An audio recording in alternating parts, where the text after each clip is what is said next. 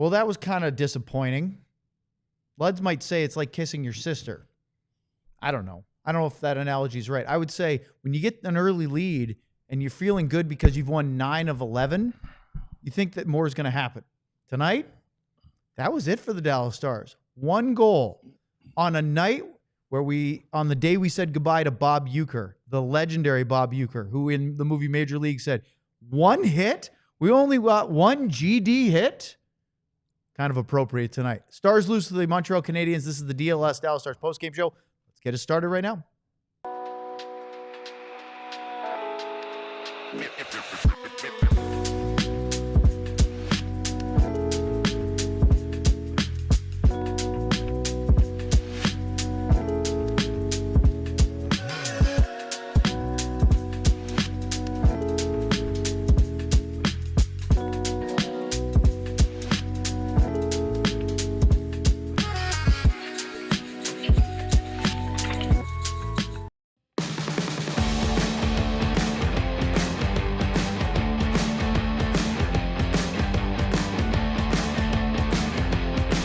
Well, that was disappointing as the Stars fall to the Montreal Canadiens 3-1 tonight at American Airlines Center. Welcome, everybody, inside the DLS studios. This is the Dallas Stars postgame show, live here from the lounge, the very comfortable lounge. It's Craig Ludwig. Classy. I'm Owen Newkirk. TC Fleming is our producer. Unlike our regular producer, John Anderson, TC does not prefer to use the personal camera as much. He's going to produce but not try to barge his way. He's not going to be Ed McMahon all night. Yeah. Not that there's anything wrong with that. All right. Sam Nestler will join us a little bit later. We thank you for joining us. And don't forget to get those chats in. We're on YouTube right now. Make sure that you get your chats. Definitely the super chats. You want to get to the front of the line, and we will hit those up in our third segment. Luddy, this one was kind of underwhelming. You know, you hate it, and we talked about it in the pregame show, when we said, Heike brought up trap game. Mm-hmm. This didn't feel like a trap game because it wasn't like the Stars played poorly over 60 minutes. But they weren't great in the first period tonight. It looked like they didn't respect the team that they were playing tonight. You know, they played them, a week ago or so, whatever it was. Last Saturday. Found a way to get a win out of Not there. even a week. It was another close game. I mean, that's what Montreal's been playing. We had talked in the pregame show. You know, their goals against now over the last 11 games. It was 10 games coming into this. It was 2.5 or less, and so they've tightened their game up. They're getting good performances for whatever goaltender decides to go in there, and the kid gets his fourth start for him tonight. Think about that. Jakub Dobeš, 4th start, all on the road. He has now beaten Florida, shutout, first ever NHL game, Colorado, in Denver, at Washington, at Dallas. It's a heck of a young resume, isn't it? Yeah, and he makes it look easy. You had said, they didn't give him a lot of work tonight, but he's just big, and he plays big. He plays his size. You know, you can see little cracks, but that's all they are. They're little tiny cracks, and it's almost like he dares you to hit him. I was telling you before, you know, there was one early in the game. There was a couple where he goes down, and there's that short side, and there's that actually you know, he got it close. Jason did, but I don't know if he hit the post on that one or not, and he tried to go short side on his backhand on that left upper corner, but it's all he gives you. And it's almost like he dares you to put it up there. And Robo obviously saw it, and he couldn't hit it. It's like it says, if you can put it here, good for you. And I thought for the most part, defenseman in front of the goaltender did a really good job. You know, I think he saw a lot of the shots. It may have looked like he had an easy game, and in that respect, he did, because when there were some opportunities, the Montreal defenseman gave him a lane of sight. And I'm not here to say that Dobeš had an easy night and that he wasn't good. I looked at Luds and said, I don't feel like he stole this one. There's a sort of narrative from Stars fans that get disgruntled after losses where they feel like they make the other team's backup goalie look like the second coming of Ken Dryden out there. And that does exist sometimes where goalies steal it. Sam Montembeault famously played a couple of unbelievable games against the Stars. he was good. He was stopped 32 of 33, right? He did almost everything you could have hoped for. He gave up a juicy rebound on the first goal. We'll talk about that. But otherwise, he was good. Now, it doesn't mean that he was perfect. There were some times where he got a little lost in his crease, a little scrambly, even out of his crease. But as you said, the team around him helped bail out those moments. And what they didn't allow, as I try to play it back through my head, is they didn't allow a lot of east-west in front of them. Shots were coming, and what the whole Montreal team, you can't just give credit just to the two defensemen are out there, but they took away a lot of east-west. So it didn't go across that so-called Royal Road. He didn't have to move a lot from his left to his right or right to left. There were things that were coming in front of him. But then again, we say that.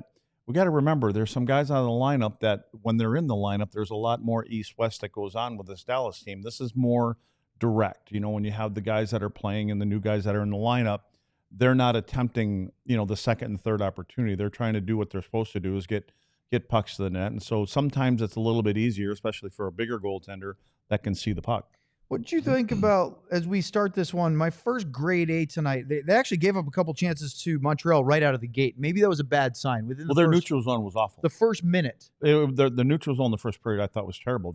And that's a team, when they've got the coach that they have, it's puck control and get speed and let's go through the middle of the ice and let's get into the offensive zone. And they used between the blue lines and they try to dice you through the blue lines. And Dallas, who was generally pretty good, I think, through the neutral zone, they gave up a lot, and they were hitting the offensive blue line with speed and generally three across.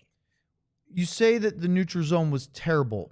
What would you say Dallas is generally not getting tighter. shredded? They're tighter. Their defensemen stand up, and there's more people between the dots.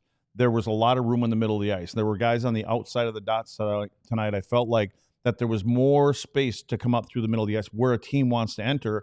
If anything, you're always trying to get them to do, whatever their go-to is, get them to go to their next move. Yeah. And actually, they don't have a real big team. I mean, they've got some smaller players that can skate, and so they're a kind of team that doesn't want to dump it in either because they really don't want to have to go and get it because if you're going to get out muscled on the other end. So they like to come through with puck control. And tonight I just thought, especially in the first period, I thought Dallas did a better job when they came out in the second period in the neutral zone, but in the first period, it was too easy for them.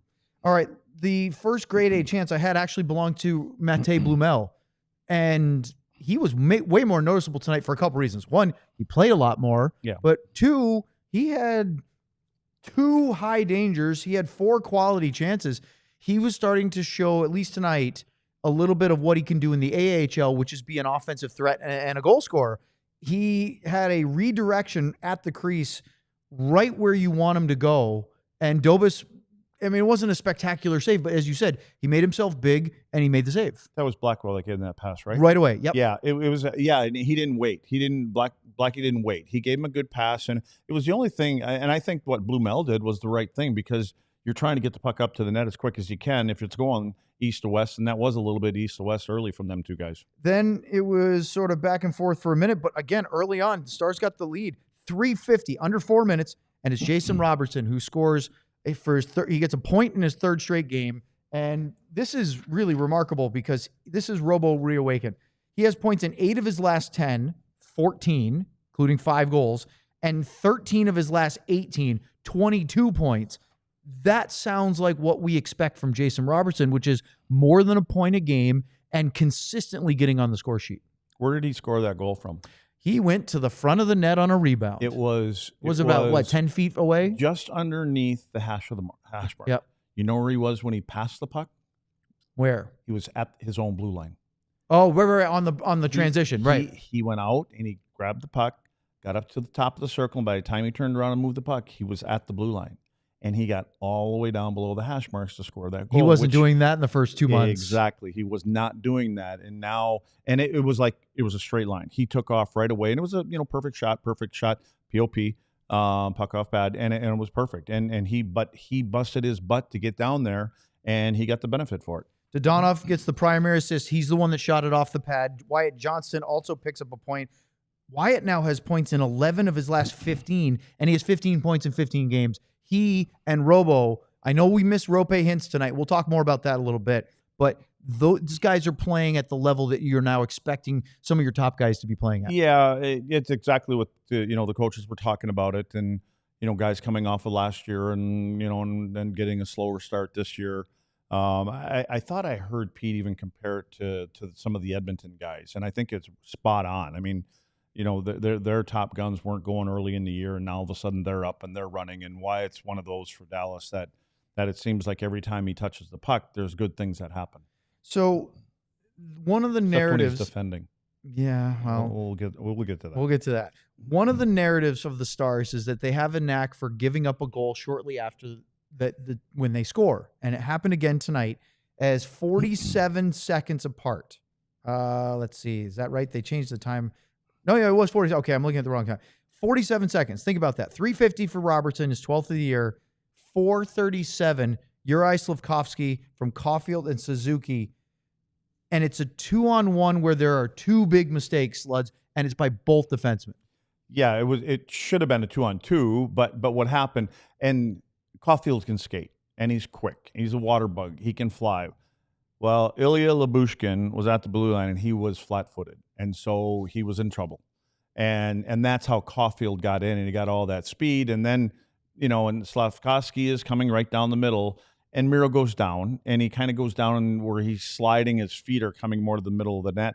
And to be honest with you, he probably didn't need to go down in that situation because Caulfield's down by the goal line. And if anything, if Miro holds his ice, he probably either tries to force a pass through him or he's going to go behind the net. And if he goes behind the net, a lot of times there's somebody that would come back and recover. So I'm going to make you roll your eyes because in soccer, if a goalie is going to leave his line, right? So we'll talk about his hockey. We need to have a Joe Pavelski belt, ding, for soccer references. TC's going to find the drop somewhere. He'll play the bell. Oh, okay. Just hit the bell. It's on your right wrist.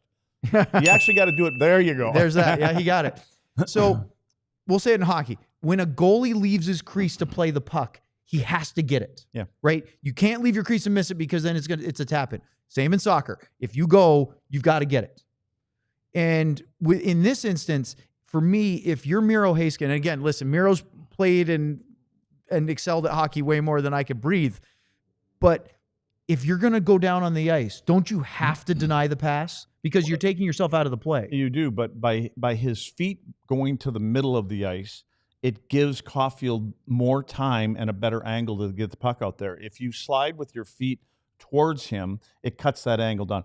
To me, it's very similar when you see goaltenders now, when they're on their knees and there's a shot coming, goaltenders reach out forward now instead of trying to catch it back here, because when they reach out forward, they cut the angle off and they can't get up as quick because their gloves comes out. So if he goes down and his feet swing towards him, again, I don't think he needed to go down at that particular time anyways, but if you're going to, you're just trying to buy time for somebody else to get into play. And if he would have gone down that way with his feet towards the puck, and that way it stays closer to the post too, Caulfield probably either tries to force it through him, which he probably wouldn't get through, or he's got to go back behind the net. And by then you're hoping that either your partner, because Lyubushkin almost got back to Slafkovský, whatever you say.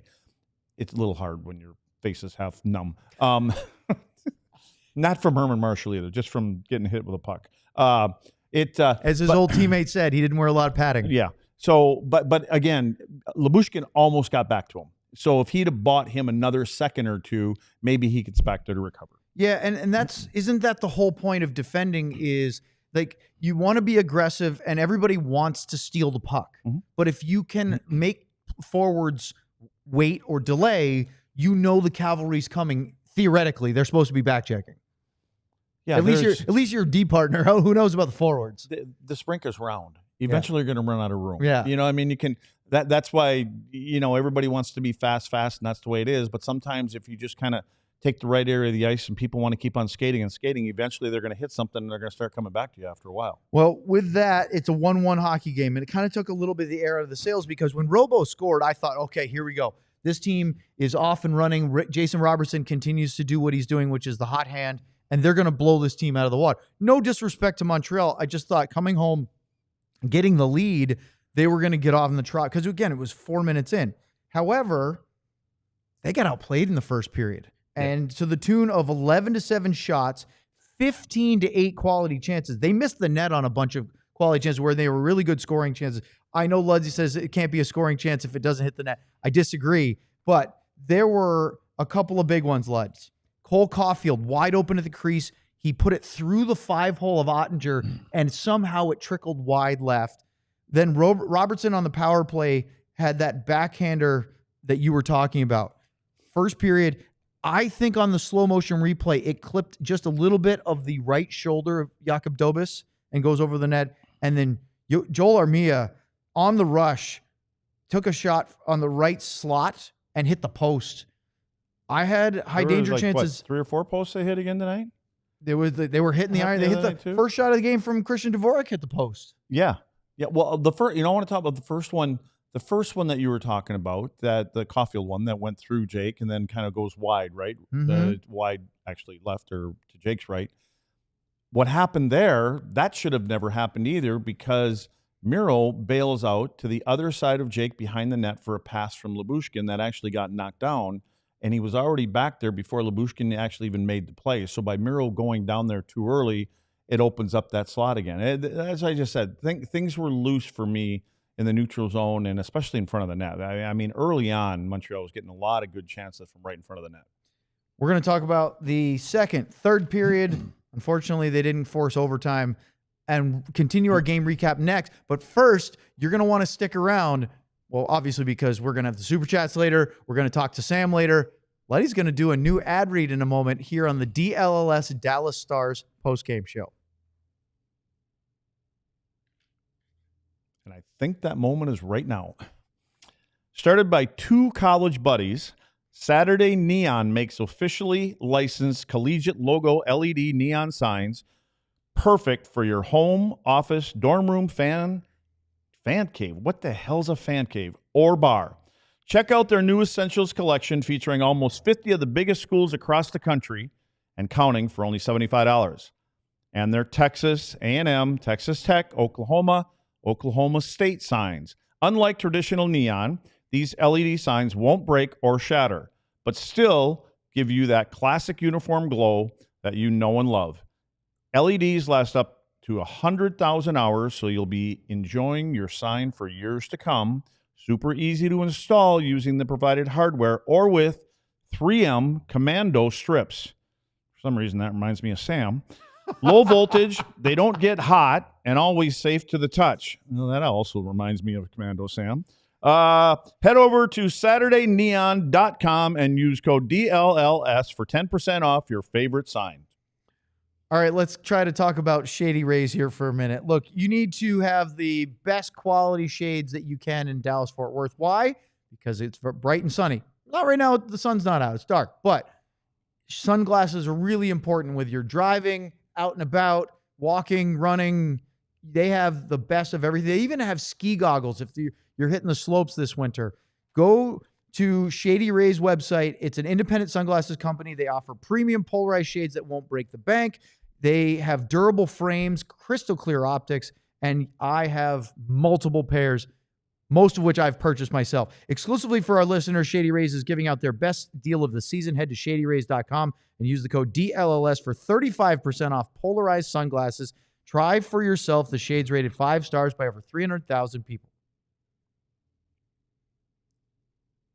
Boy, you have some fans in the chat really enjoying that read. The chirps of a fan cave, Sam. Well, fan cave, I've never heard of a fan cave. I've heard of I think it's a fan cave. A man cave? Yeah, I think a fan cave is sort of like a gender-neutral man cave, I right? forgot. That's where we are nowadays. Oh, okay. you can still have a man cave. Okay. But you can also have a fan cave. It just kind of threw me off. By the way, KG is on our chat right now. He's absolutely loving your live read. And he says, good job, Luds. Now go learn what a fan cave is. I just did. All right. So second period, Luds, it was a completely different story, except for they didn't score. The Stars piled up chances. I ended up with, this is ridiculous. They had 19 scoring chances in the second period. They got a lot of pucks on the net. Remember, they were outshot 11-7 by Montreal in the first. In the second, they turned it around 15-9, and they had another power play. They had a couple looks, but the power play didn't look dangerous enough. For me, it was Jake Evans, who is a great young player for a fourth liner. Fourth line center. His defensive play, but he has offense to his game. He had a breakaway. Oettinger with a really good save on that shorthanded. But then... Is he the one that got run over by Scheifele a couple years ago? in Winnipeg behind the net. I don't recall. Was he? I think he was. I think he got back to the front of the net, got a chance, and Scheifele came around the back a little late and hit him. So anyway, as you were saying. Well, they had the breakaway. Oettinger with a really good save. That was a shorthanded absolute mistake. And you could almost see the disgust on Miro's face. Like, oh my God, how did this happen? As he had a clear breakaway from center ice. Yeah, defensively tonight, I thought Miro was a little off, positioning a couple times. He's always good when he's got the puck on his stick. You know what I mean? He can dance around and stuff like that. There were just a couple decisions I thought that were, I don't know if you expect or didn't expect your opponent's speed, and more so the quickness of the way some of the Montreal players can make things happen. It was this hit, which we can't show you because it's a, Oh, are we talking? Is this media. the Scheifele hit? This was in the bubble playoffs, and Scheifele on an empty netter. Is that Evans? Evans actually got stretchered off the ice. So you did the head with that many. You pucks. did remember. I'm still pretty good. Well, I think both can be true. Yeah, I know you're right. So, anyway, moving on. What a pass by Jamie Benn to thread through the feet of Lanehutson to send Logan Stankoven on a breakaway. And I said that Dobeš didn't have to stand on his head all night. This was a big-time save. And the crazy thing is that not only did he stop Stankoven, but then Logan tried this cute little backhand, just trying to throw it back into the net crease area to try to cause something. And it almost rattled around and went back in. Speaking of Evans, that was Evans who chased him down. Is that right? Yeah. It was got Evans some pressure on him? Yeah, and I think on that particular play, it was, I think Stank knew that he had to get it away. I think if he had another second or so, he'd have probably made a different move, but he had to hurry a little bit because you could hear footsteps, and that was Evans that came back and that happened again with the Montreal power play, right? Because that Stankoven breakaway was 5-on-5. Montreal gets on a power play. Wyatt Johnston gets a breakaway. He has back pressure, and I don't think he gets as much of a shot away as he would have liked. He had to go to his right. Dobeš made the save, and then Wyatt had another open shot from the, let's see, where was it? It was like the low right slot. He gets a pass, and he's open, shorthanded, same penalty kill, and he just misses wide to the left. Sam seemed to think it might have ticked the stick of Dobeš. I thought he just pushed it wide. If I remember correctly, I think I thought the same thing, that it may have ticked its maybe stick just a little bit. But that's the nice thing about, I talked about Wyatt and Rupe, being able to kill penalties. And that's exactly why. When you see what those guys can do, because they have the instincts to pick passes off. They know where, if they're on the power play, where they'd be trying to put it. And so they can kind of anticipate that. And the loose pucks, they've got the speed to get going. And again, I think that when you're a power play and you're playing against a pair like that, you have to be aware of them. You can't be threading passes through the middle of the ice in your own zone and on breakouts and sometimes even when you're set up in the offensive zone, everybody tries to go cross ice. Well, these guys, they can anticipate those plays and they can take off and they lead to shorties. Right before the second or maybe the third media timeout, I didn't write down which one, but it was a break in the action, probably third media timeout. That stopped the play where Alexander Carrier broke his stick. Joel Armia, as forwards typically do, handed his back to the Montreal defenseman and then proceeded to, dominate about 3 heavy hits without a stick, and they were able to clear the zone. And I don't remember the last time I've seen a player without a stick be that defensively effective, because usually without it, they're so reliant on it that they don't. And, you mentioned that he tried to kick it, but a lot of times guys will do that. We've seen Colin Blackwell, like, shorthanded, break a stick and then dive and block a shot. But Armia was tossing guys around. Well, yeah, but like I said, he created his own problems because he was just above the top of the circle, maybe a little bit more to the blue line. And the Dallas defenseman that was on the left-hand side of the ice was standing on the blue line. So Armia just gets up and, to use your reference, like a free kick or whatever you call it, a penalty kick or whatever the hell them things are called. But he tries to kick it with the side of his foot, and I'm thinking, there's no way you're kicking it past that defenseman who's 5 feet from you. Generally, and you're in that situation, you kind of put your foot on the puck, and you kind of hold it there, and you get to the boards, and you wait to get some time in. So he kind of created his own problems. The next thing you know, he had to run around and bulldoze like 3 different players. And it worked. Yeah. And then late in the period, under 2 minutes, Matt Dumba gets called for hooking. I think he may have, I don't know if he stopped Josh Anderson from scoring, but he certainly impeded as he tried to redirect a pass in from the top of the crease. Yeah, it seems to me that the last game in Montreal, those two were going at it a little bit behind. So I think there's, they can remember each other from that. So I think every time that those two kind of got together was an extra little jab here and there. Well, I'm sure you saw this, but in the final seconds of the period, they had a great chance. And at first I thought Kirby Dach didn't get his wraparound around the post. But then Victory Plus broadcast showed both the behind the net and then what was really great was the overhead camera. And not only did he get it around the post, he had room on Jake Oettinger who's trying to get across. But Esa Lindell, as you usually expect, had the stick blade right up against the post, blocked and cleared it in one motion, and he saved a goal. What was nice about that is Esa got off his man-on-man play. And that's what happens when you position yourself in the right way and you don't have your back turned to the net and you're looking out at your guy. You position yourself sideways so you can see what's happening. Yeah, you have a responsibility, but the problem that I've always had with that man-on-man, as I say, is when somebody gets beat, everybody else is locked on their guy and just taking care of them. But Esa had the peripheral to see that, and at the last second, he gets in there and gets a stick on and throws it back behind the goal line. They had some penalty time carry over to the third period. Stars were able to deal with that just fine. They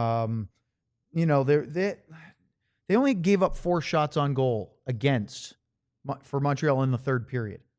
And Dallas had the best scoring chance, in my opinion, when Matej Blumel had a 2-on-1. The only criticism, look, Dobeš made a really good save on this. I just felt, and maybe this is some of that AHL to NHL transition that the young players will deal with. If Blumel one-times that pass, instead of catch, cock, and then shoot, maybe Dobeš doesn't get across and make that save. Is that being too harsh? No, but I think here, in wanting to get out there again and play, you don't want to whiff on anything. It's a scoring chance, and you want to make sure you get it and get it off. And if you don't score, at least you're creating hopefully a rebound. And he did. He got it on net. Dobeš got the blocker out, made a really good save. But Blumel, that was a great chance. Unfortunately, Luds, that was it for Dallas in the third period from a high danger perspective. They outchanced Montreal because Montreal would score, and we're going to talk about that in just a second. But Dallas really, other than that, really never got interior on the Canadiens in the third. And then after they fell behind, that was it.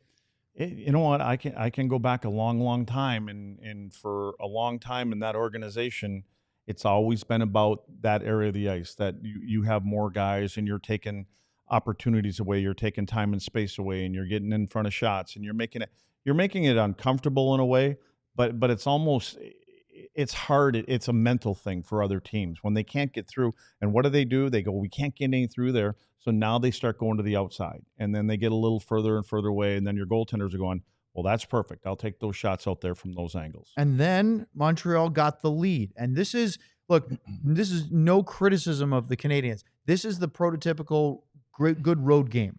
You nullified the early threat. They gave up a goal, but they got it back. And then they withstood some Dallas pressure on their home ice, and they hung around.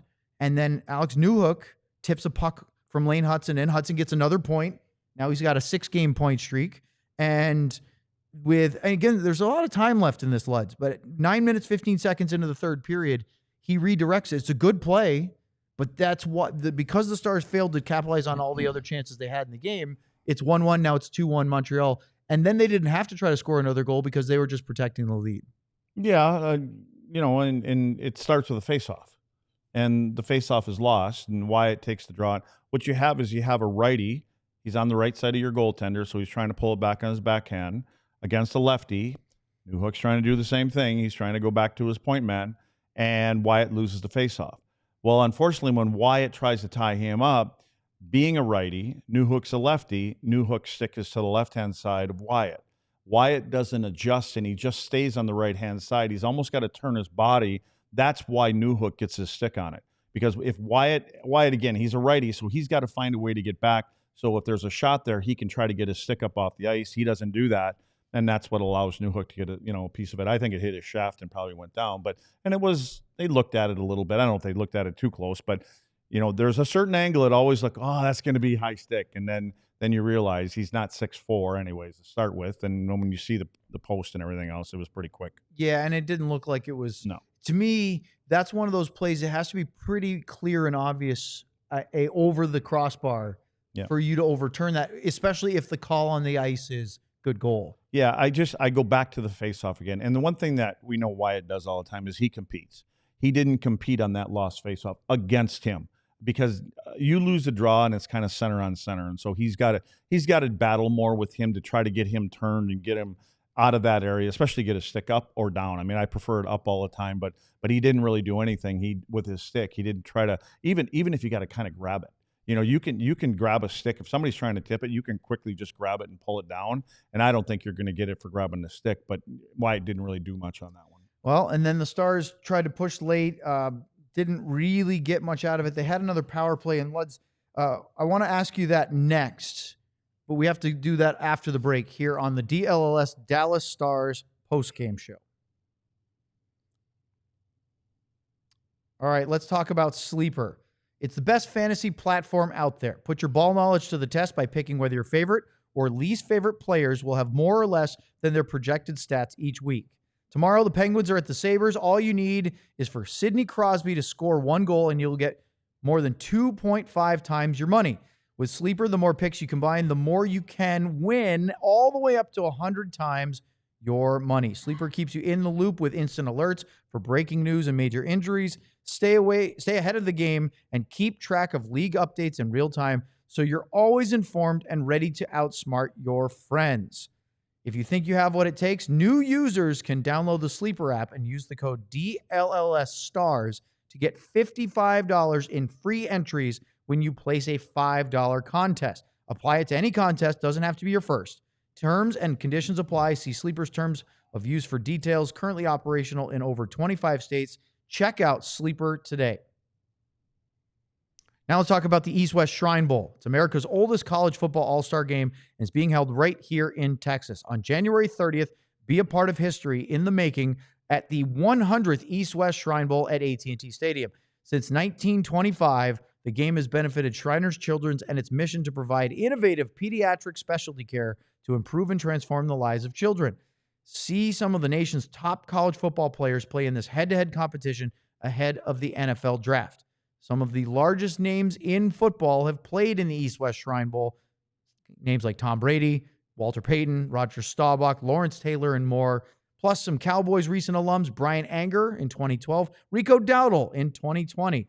Today's All-Stars, tomorrow's legends. East-West Shrine Bowl has served as the starting point for many noteworthy NFL careers, including 80 members of the Pro Football Hall of Fame and more than 200 members of the College Football Hall of Fame. Tickets start at just $20. Use the code DLLS when purchasing 2 or more tickets to receive 50% off. Visit shrinebowl.com to buy your tickets today. All right. It is time. Is there no more of that read left? I mean, that's it? Was that enough? Oh. Are you tired after that one? I know. You had to work that one.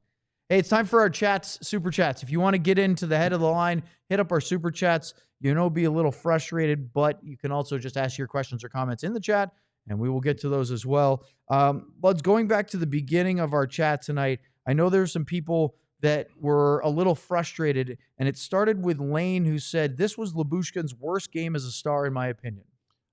You know why you feel that way is because so many of his games have been so good.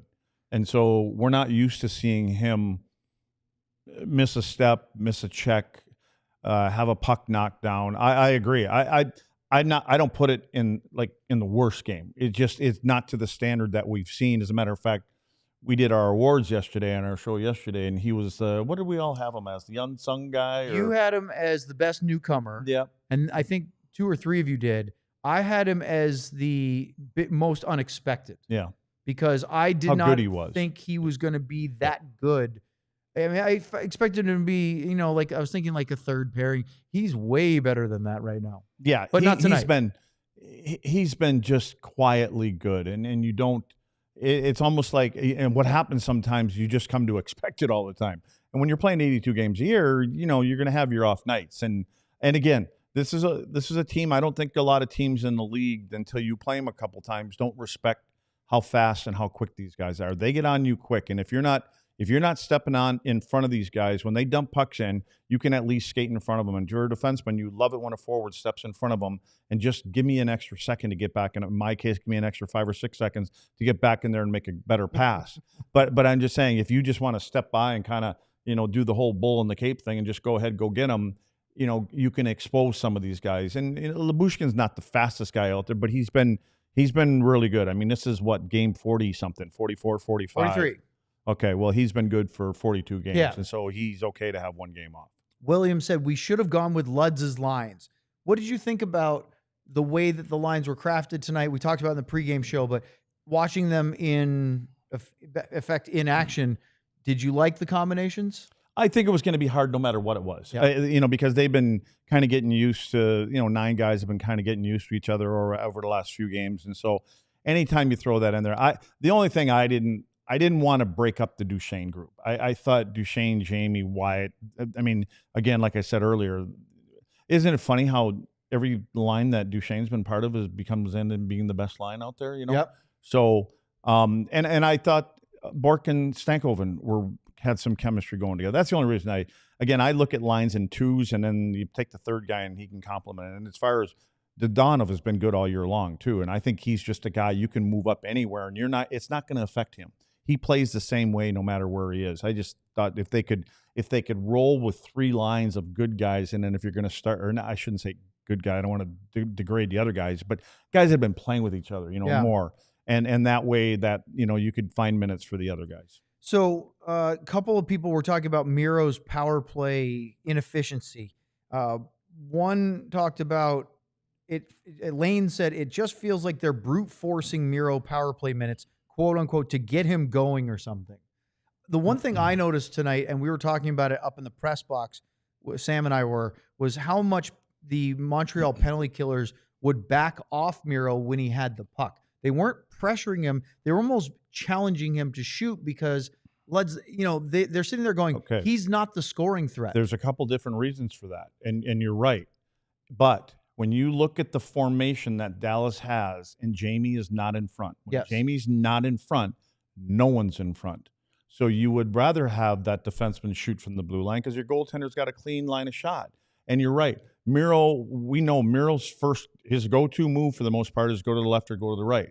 Again, I go back to pre-scouting. They're watching what's going on, and if they don't, I mean, what did I say? He only had how many shots did I say he had? Who, Miro? 18, I think, this year on the power play. It was 18. I think Miro's had 18 shots compared to I don't remember who had 40 shots on the power play, for instance. Was it Dougie Hamilton? It was Dougie. It was Hamilton in New me? Jersey. Yeah. He's got like 38 or 40 shots from the point on the power play, and Miro's at 18. And Miro's how much on time on ice power play?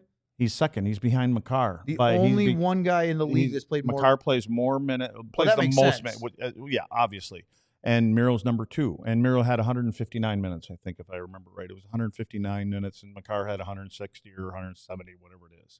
So, but again, it's just this isn't just a Miro thing. This is what they're, I don't want to say instructed to do, but this is how they're set up. And they're more of a puck possession kind of tic-tac-toe into the net.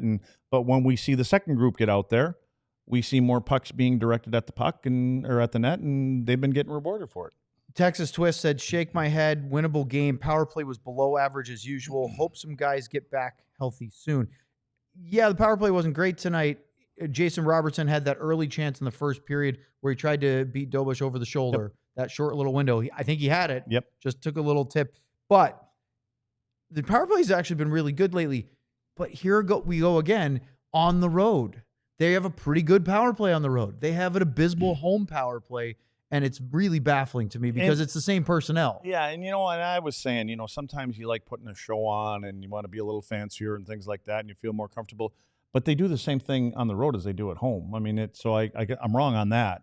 It's a mindset. That's all it is. I mean, if you look at some of the teams in the league that have success, it starts with people shooting the puck and the others are tight to the net, if not standing in front of the net, and they're getting second and third opportunities on every power play that they have. And it seems like Dallas wants to move the perimeter, and we want to enter with the same form. And a lot of times they get in, but when they don't, it ends up being 15 seconds come off the clock. Then if you don't get in the next time, another 12 seconds come off the clock. Then you're kind of forcing things to happen because you're starting to panic because your time is almost gone. Stars power play was 0 for 4 tonight. They had 6 minutes and 8 seconds of power play time.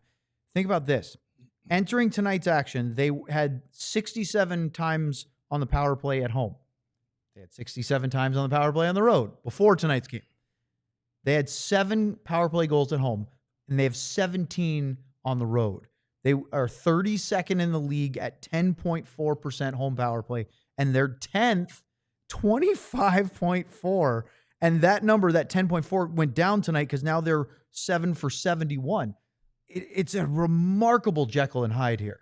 So when Sam comes on and you get the quick digits over there, start looking up how many opportunities they've had compared to other teams. Oh, I can look that up very quickly. Okay. Yeah. Well, then go ahead. What's your thought? I don't know. I'm just wondering because they don't take a lot of penalties. They're not one of the physical teams in the league, and teams are taking run at guys. They seem like they're getting 4 or 5 a night. I mean, somewhere in that neighborhood. Where do you think Dallas is in terms of just total power play opportunities this season? I would think they're in the top 10. You're right. They're 7th. Okay. 134 power play opportunities. The number 1 team is Boston at 146, and the other but Boston probably gives up as many too. Yeah, probably. The other end is St. Louis. They're at the lowest at 100. So they are top 10, top 7. Yeah. But, and again, you know what?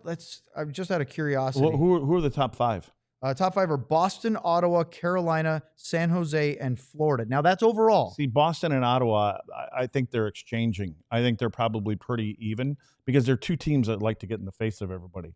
So, you can say that there's 6 penalties one way and there's probably 7 the other way. Yeah, it probably balances out. Now, we could do some research on that, but that'll take a little bit longer. But just looking at the home and road splits, they're 16th in the league at power play opportunities at home, and they're 5th on the road.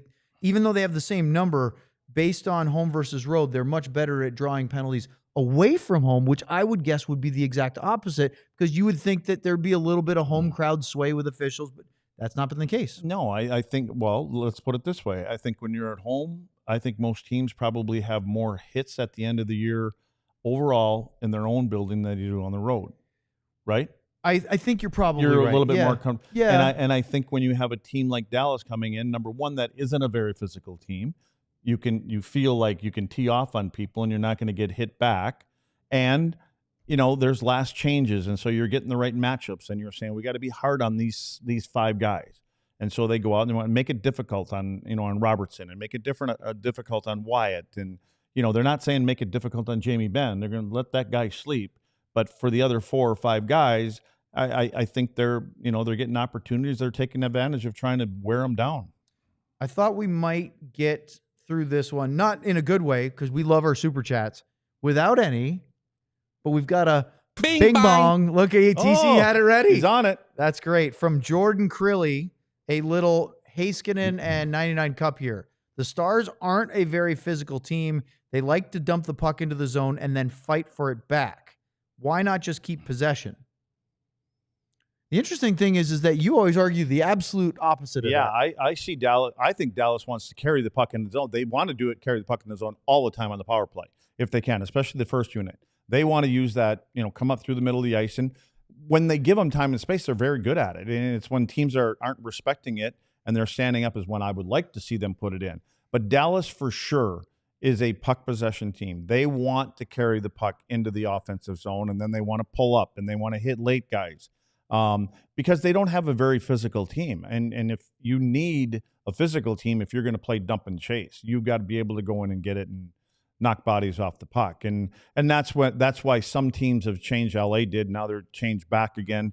But that's why you play the 1-3-1. They stand guys up. You play against teams that dump it in. They have a guy almost like a punt returner that's sitting back there in the end zone, and they can just pick the puck up and move it out. But I see Dallas more as a puck moving team. We appreciate that. Thank you, Jordan. I want to ask Luds about, did Owen just admit he hates the bing bong drop? No, I love it. In fact, I was just giving TC credit for being on top of his game because I thought we were going to have to say it. That was John's joke because remember, our producer, John Anderson, is sick tonight. No, I actually don't mind the bing bong at all. But my question to you, Luds, is Rope Hintz, right? We've sort of held off on talking about him tonight. How much do you think they miss Rope in this game? A ton, because his speed matches their speed. And Rope is another guy. I mean, when he's healthy and out there, he gets to the front of the net. I've said that. I give him credit for going there. And but his speed just backs what when you've got defensemen, and you can talk about Hudson, he likes to get up the ice, Montreal guy, and they got a couple guys that like to get up the ice. Evans likes to get up the ice and things like that. But when you've got guys like Rope that can skate, you can't stand up on him at your own blue line. You've got to give him some time and space, and that's why, because if you do stand up on him, we've seen what's happened. He splits the 2D and he gets, basically breakaways. So that's where they back off, and that's where Robo comes into effect all the time, is when Hintz is out there, especially with Wyatt, those two guys have speed, and Robo can come in. He can kind of cut to the middle of the ice. They drive people back, and then there's a pocket between the defensemen that had to back up because of the speed, and they're coming out of their own zone. So there's a couple forwards that aren't into the zone yet, and so there's that pocket in the middle of the ice. And that's where I think Jason gets a lot of his good quality scoring chances. Up next in the Stars postgame show here on DLLS, we're going to talk to our very own Sam Nestler, who is reporting live from American Airlines Center. We'll do our man of the match and look ahead at a very busy Stars weekend right here on the DLS Dallas Stars postgame show. But before we do, it's a great time to remind you that you should really highly consider becoming a DLLS diehard. Now, you see there's a QR code on the screen. If you're listening to this audio version later, you can also just go to the website, alldls.com, click on the Die Hard link, and you too can sign up. There's so many great options. One is that you can, of course, with your annual subscription to be a Die Hard, you get a free promo code for a t-shirt of your choice from our merch store. You get to pick. You don't have to use it right away. So if you wait for one that's specifically crafted, we keep coming up with ideas. At some point, we'll get one approved, and maybe we'll have a special one, whether it's our podcast logo. Wait, did we come up with a lot of these and we haven't seen any yet? Well, I think we have to suss out a few more details before us saying we should make a shirt isn't Didn't really we have putting a guy, a sketch artist or something like that right in the beginning when we got here, and he was back there drawing things up and taking our idea. That was what, 3 months ago? Ben, you watching? You listening, Ben? Just wondered. Feel free to join on our bandwagon, GM Ben. Jump on, Ben. We have some ideas, but we don't have any Star-specific show T-shirts since we've started. We have plenty of them, including the green DLLS flag logo shirt, which both of us have worn. There's the 8-bit Mike Madonna shirt. Lots of different ones that are really good looking. The Die Hard in the green, you name it. In addition to that, we have great writing from both Sam Nestler and Sean Shapiro. Also, Die Hard Access gives you all of them. So it's, I almost called them the Cavaliers, the Mavericks, the Cowboys, the Rangers, and of course the Stars. And in addition to all of that, you get access to our Discord channel. Discord is a great way to join some of your fellow DLS diehards during games, because there's no YouTube chat during the game like there is in the pre, post, or podcast. And yesterday we did a Lud's Damn Discord segment, which we do every periodically, and you have to be a diehard and access to the Discord to ask questions during that. And those are always fun. Oh yeah, they're a blast. And I know you love them every bit. So please, alldls.com, click on the QR code or shoot the QR code and become a diehard today. All right. That means it's time for us to welcome in the final member, or the other member of our show tonight, because Sean is covering some teenagers playing American Showcase hockey in Michigan. Sam Nestler. Sam, are you there? Yes, he is. What's going on at the AAC right now? What's the post-game vibes of this one? Yeah. Well, you just said playing some youngsters playing some showcase hockey. I'm pretty sure they played some showcase hockey on the ice tonight and at the AAC. That was not a pretty hockey game in any way. I feel like that was kind of we're going to play the way that Montreal likes to play, and we're just okay with that. And honestly, Pete DeBoer afterwards said he really liked their game. He said they didn't give him a whole lot. And their goalie was great. And I honestly completely disagree. Luds, I'd love to hear your take on this, but I felt like that game was far too open for a Dallas Stars team. Every time Montreal picked the puck up, they had tons of space at the blue line. There was no gap, which is what the Stars are usually so good at. And their team speed just kind of took over this game. So I disagree a little bit with that perspective. But the other side of it is, look, we have, at some point it's going to catch up with who we don't have playing. And they dressed 5 rookies tonight. They looked like it at times. And this game became real sloppy real quickly. And one goalie made a few more saves than the other. And it was just kind of one of those games. But I'd love to hear Lud's take on the neutral zone and D zone coverage overall, because I felt like it was way too open. Well, I sent you a picture, Sam, of my thoughts, right? Yep. Was that the Wisconsin themed? Yeah. Well, do they make Swiss cheese in Wisconsin? I think they make must. Well, yeah, they make chocolate cheese and grape cheese, and is chocolate cheese any good? It actually is. I've never had it. I've had cheese and chocolate, but I don't know if they're out together. Yeah, you know the deep fried cheese. You know, like yeah. Well, I mean the Texas State Fair. Well, they deep fry cheese everything. curds, right? Yeah, you know, yeah, there's no batter yeah. on them. They make cheese now, just regular cheese. You can just put in a frying pan, and it puts batter on itself. Oh, it's crazy. Self-frying cheese. Anyway, good grief. Sorry, what will they got do off next? track. Unreal. I sent a picture to you guys, and I think I even said it. The neutral zone is like, and it was a picture of Swiss cheese. So when you just said that I really liked their game, I thought you meant he really liked Montreal's game. That's what I thought you meant when you said that. Yeah. It was a little loose for me through the neutral zone and entering the zone. And again, Sam, I don't know if you heard, but they're the kind of team that likes to come up through the middle of the ice. So I think if there was any area of the ice that they would try to, your pre-scouting says, and they played them a week ago, so we don't want them to enter with speed. We'd like them to dump the puck in, and so we can get a little physical on them and, make it difficult for them. So, yeah, I don't totally agree with it. But I will say that Pete has done really good by being a positive guy that their players hear and read, and I don't know how it's practice hours, meetings, or anything like that. And we've seen them go from not so good to, they climb back into turning it into a pretty good race in the top three there on their side now. Now, the argument against, or on the other side of that is that, as well, this wasn't a picture-perfect Dallas Stars performance. If any of those big grade A chances in the second period goes in, they have the lead. And then maybe they pull ahead and they win 4-1 or 4-2, and we all go, yeah, it wasn't the best, but hey, a win's a win. And maybe he was just talking about the second period, just didn't say it. I mean, the first period was not very pretty for the Stars. Right. I thought the second was much, much better. Yeah, they gave up some chances, but boy, did they create a ton.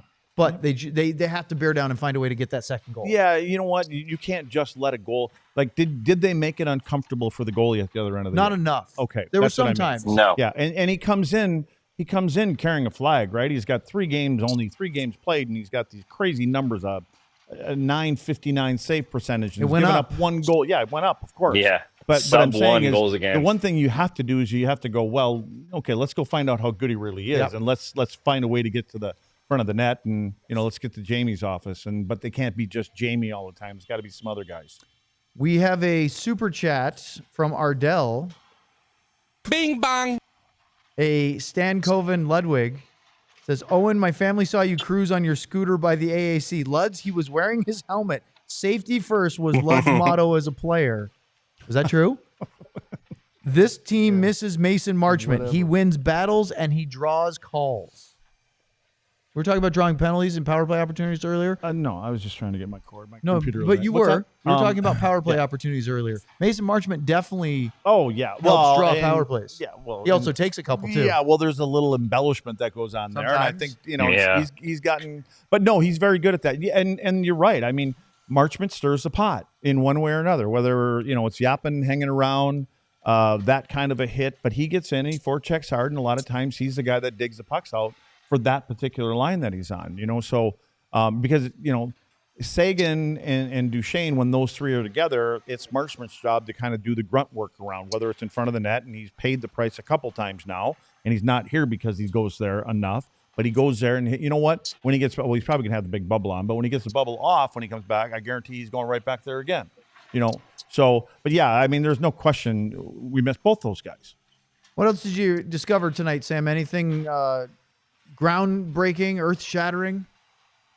Nothing crazy. They did cancel practice tomorrow, which I thought was a little surprising. I thought it might happen because of the back-to-back this weekend, but especially after kind of a not great performance, I thought maybe they'd at least do a little optional skate, but they did cancel it. One interesting point from Jake Oettinger was I asked about the team speed. We were just saying it looked like their team speed caught Dallas off guard a lot. A lot of defensemen panicking to turn their hips and go with the rush, especially with guys like Caulfield and Suzuki and those type of players. And Jake was like, it's crazy how much better this team is than they were last year.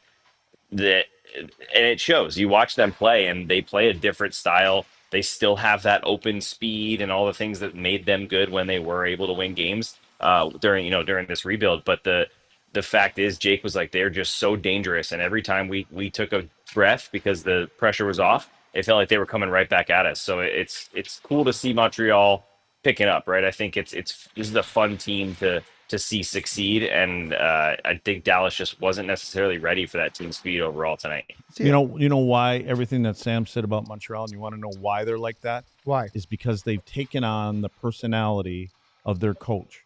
The same guy 2 months ago, when you guys were talking about and asking who's going to be the first coach fired. He was on that list? I'm the one that put him on the list. I'm the one that said it. I said, and it wasn't because of the play.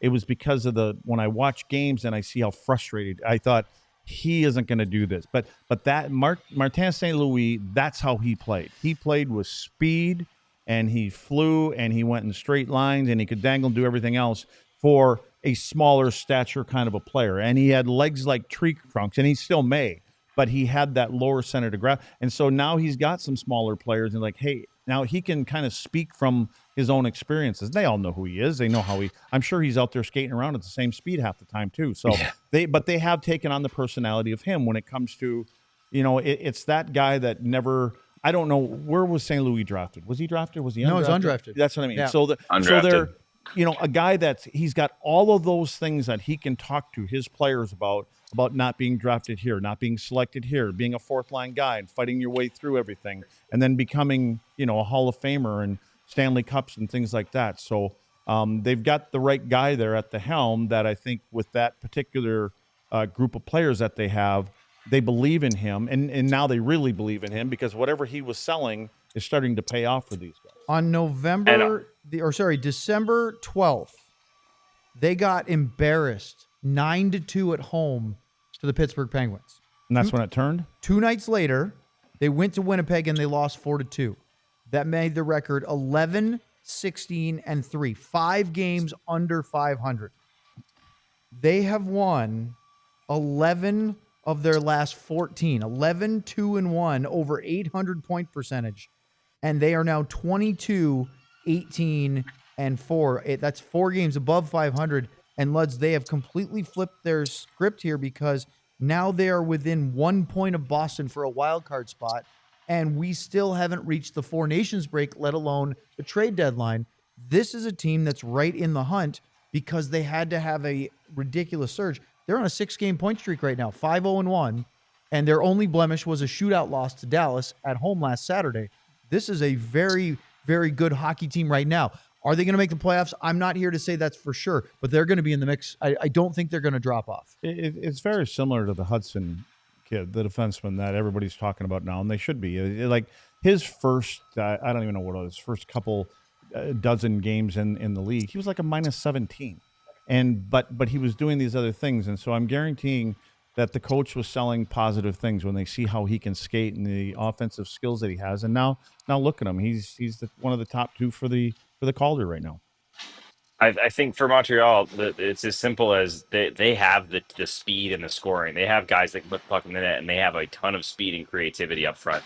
They just needed a little bit more of defensive and then some good goaltending, and they're getting both of those things right now. Incredible goaltending right now from this kid. And honestly, Lutz was just talking about the guy behind the bench. Look at their staff. I was just looking at their staff today. I didn't know some of these guys. Stefan Robida, assistant coach, talk about a guy who worked hard. Vinny Lecavalier is on their hockey ops team. They have Alex Burrows on I believe he's a scout or hockey ops.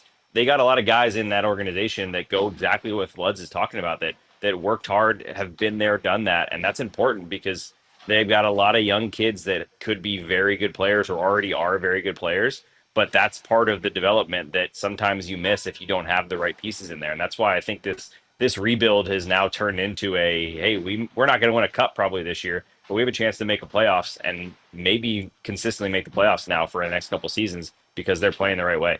You know what else they're getting, Sam? They're getting free dinners. They're getting free beer. They're getting free. They're getting free TVs.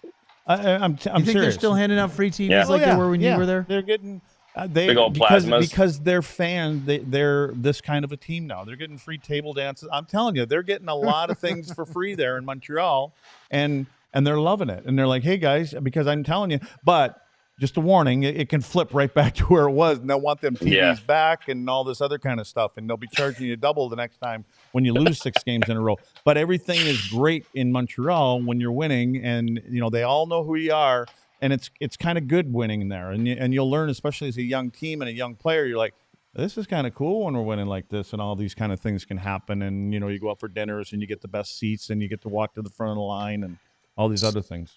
Thanks to everyone who joined on our television platforms. Make sure to like and subscribe here on the pod and check out alldls.com.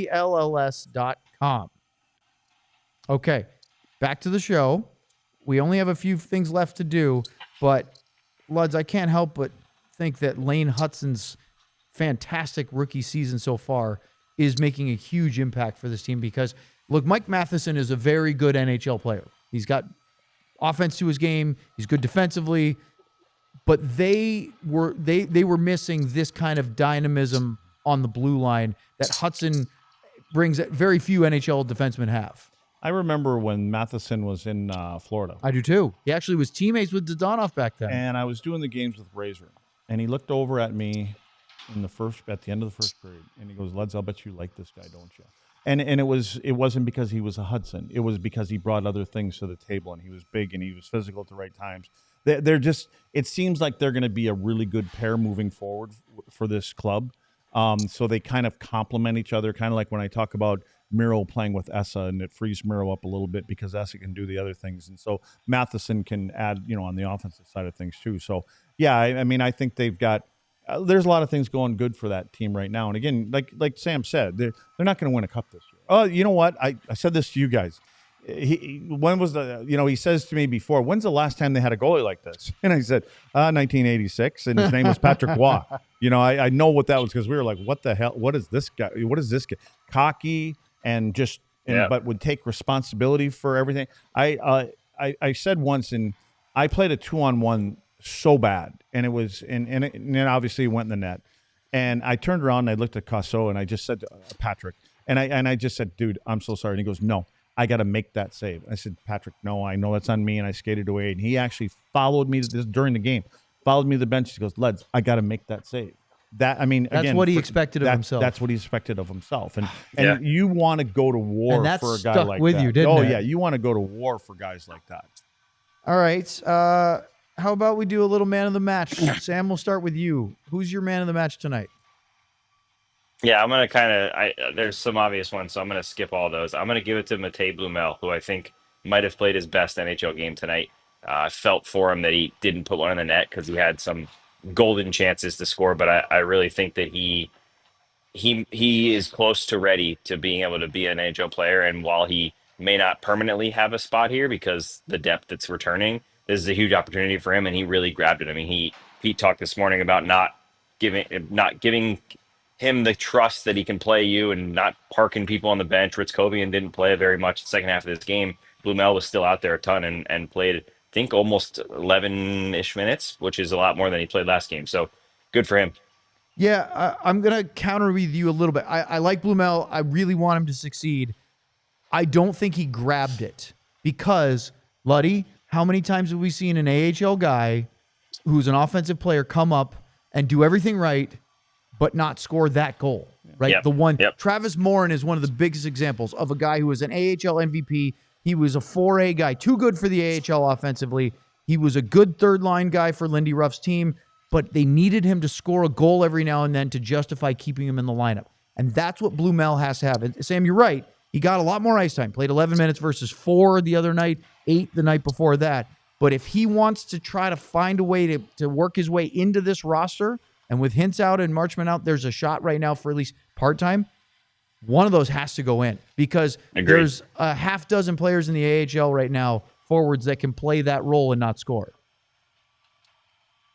Okay. All right. Agreed. But you're right. It was better from him. He got some great chances. One of those has got to go in the back of the net. Yeah. It's coming. Man of the match tonight? I'm going with the defenseman, little guy, Lanehutson. I just thought Calder. Settle down. Just because you picked him yesterday. Yeah, I did too. Dustin We Wolf. both did. Oh, I'm telling you. You're dreaming. They're going to miss the playoffs. No, I mean, again, it's, I've only seen him play a couple times, like this now. So, but I just think that for a 20-year-old kid to be playing that position where you generally don't figure it out till you've played, 3, 4, or 5 years sometimes, he just seems to have a handle on it. And, it could implode on him, but he's fun to watch, and he's small, and you can say that he's not a physical guy, but he doesn't have to be physical because he's got the puck, and it always ends up in the offensive zone. So, Lanehutson for me tonight. You could easily look at the Stars and say they could win this hockey game if Wyatt Johnston scores on one of his 5 chances tonight. 4 from Dodonov, 4 from Miro. A couple of them were from close, a couple of them from farther away. Stankoven breakaway. Blumel had 4 chances. But the guy that scored, even though it was an open net, was Jason Robertson. So I'm going to go with the homer pick tonight, and I'm going to pick Robo as my man of the match. For what Luddy said earlier, Sam, you weren't on the broadcast for a post-game show yet, but Luddy talked about what he saw, and you and I don't know if I said this to you during the game, but Luds, in the first 2 periods when I was at the AAC, even though not just the play you talked about where he hustled in and got the goal from starting it in his own side of neutral zone, but there were times where the puck was turned over in the offensive zone and Robo was back checking with real pace and power that we didn't see in the first 2 months. Sam, I don't know if you noticed that, but he just looks like a completely different player. He looks like the Jason Robertson we expect as a Dallas Stars offensive threat, but can play both sides of the ice. He does. And the play that I think I heard you talk about right at the end where he made that little backhand that almost went in over the shoulder of the goalie on, I don't know if it was power play or not, but that's where you see that he's confident, and he is confident in his health and his ability and his skill, because you talk to him afterwards and he sounds it too. He sounds like he is feeling himself. That goal is such a simple play. He just wouldn't have been there in November. It's as simple as that. He would have been, me and Luds would have been drawn on the board and showing that he was outside of the circle when he really needed to be right there for the rebound. And that's where he's been going, and he's been getting rewarded. I think that Wyatt Johnston, I know that it hurt the Duchesne line because you took Wyatt Johnston off of it, but it definitely made that line better putting Wyatt on that line. So it's a balance you got to find. But absolutely, 21 has made a huge step towards getting back to what we saw when he had 109 points only a couple years ago. It just shows you how important to some players points and scoring, which is what they're built to do, and how fragile they can be. Unlike Logan, how fragile they can be when it's not going in for him. And Stankoven has not been fragile going through his 24, 25 game drought, whatever it was. I think that, and again, you've said from the beginning, he had foot surgery and all this other kind of stuff, but I think he was feeling sorry for himself in the beginning of it, along with, and if he had some of that other stuff, maybe feeling sorry that he couldn't get to those spots. Yeah, I think the lack of off-season training to the level that he normally did meant he came into camp trying to play catch-up, and he didn't have the base that you would from summer strength and conditioning and all the stuff that he normally do. But it was like as soon as he had 3 games with a point, it was over.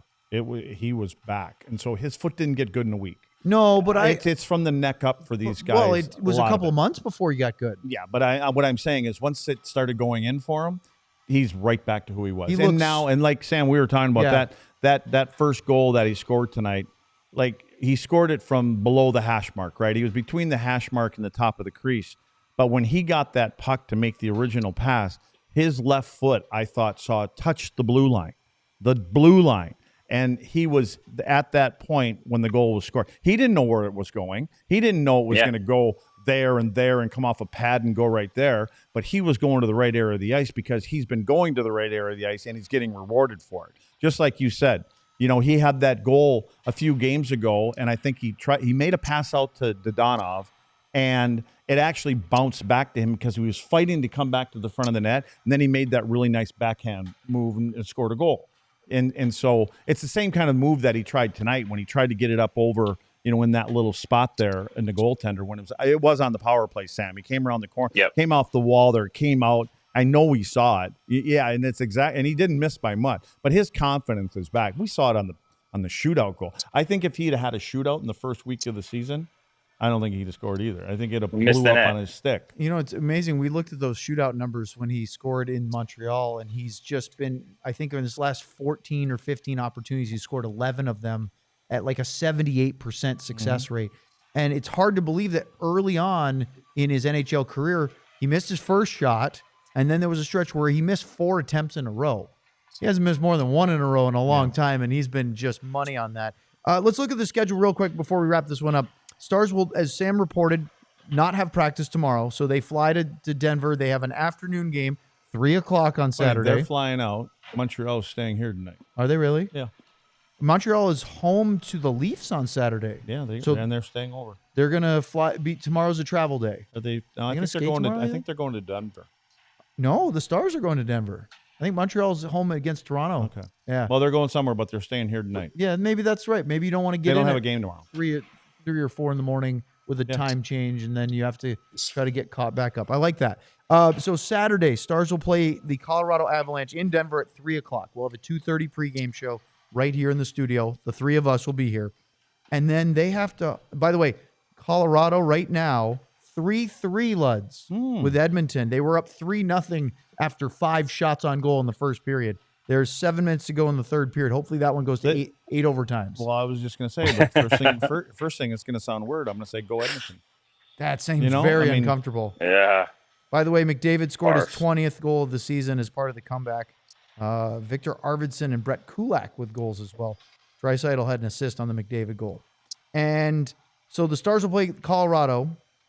That'll be on Saturday afternoon. Then they play Detroit at home on Sunday. It's part of a 3-game homestand. Luds, it's a 7 o'clock game. Detroit beat the Florida Panthers in Sunrise tonight 5-2. They are on a really, roll. Really good. They lost to the Sharks at home. I think they've lost 2 games since Todd took over. I think you're right. It was his first game, and then that San Jose game. Well, they won tonight, so they are in Tampa on Saturday night. So they have to play the Lightning on Saturday, and then they have to fly to Dallas on Sunday. Dallas will be in Colorado.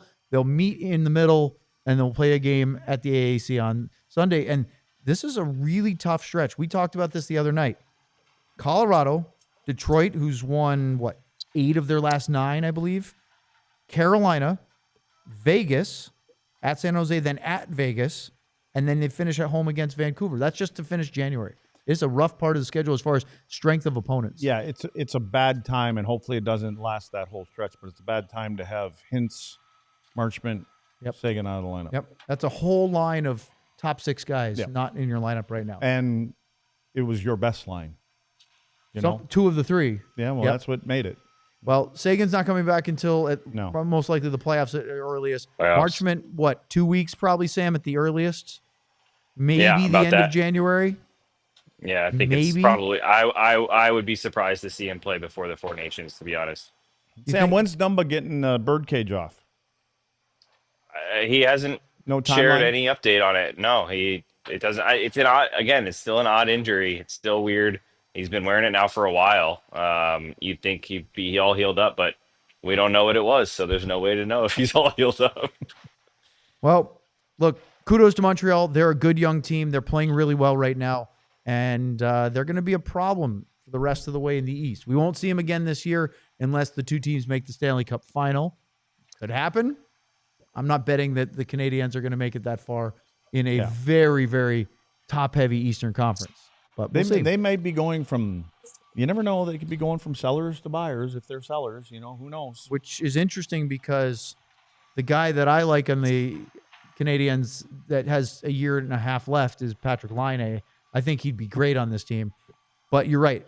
If they have a chance at contending, there's no way. He only plays 50 feet of the rink. Yeah, talk about needing a stationary bike behind the bench. No, he's better than that. You know it. Yeah. He's physical. He blew up. Was it Oscar Beck the other night? Who was it? And he's a good dresser. Score a 5-on-5 goal, and then we'll talk about it. Yeah. By the way, one last thing really quick. 4-on-4 hockey, Stars draw a penalty.